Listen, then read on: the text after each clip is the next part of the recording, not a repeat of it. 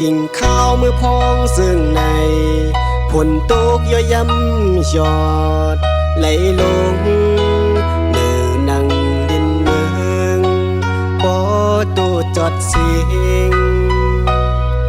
มังกำไปมาเจอถึงสาวน้องก็ตำใจอ่อนยามเหลียวในเปลี่ยนจึงหือไว้ออพองมือห่างไกล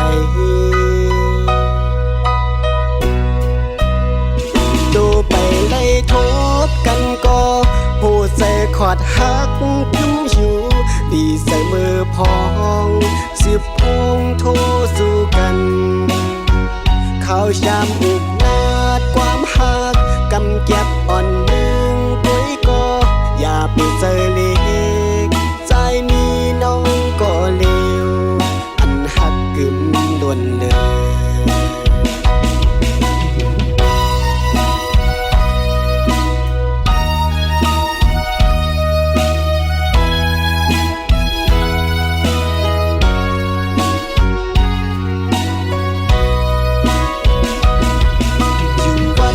วันซึ่งใน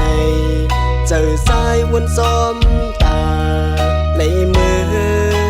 อยู่แก้มเป็นหมเอินตึกเศร้าน้องอยู่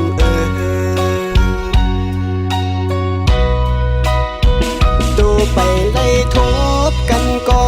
หูใจขอดหักยุ่มอยู่ดีใส่มือพองสิบพงโทสู่กันข้าวชามอุก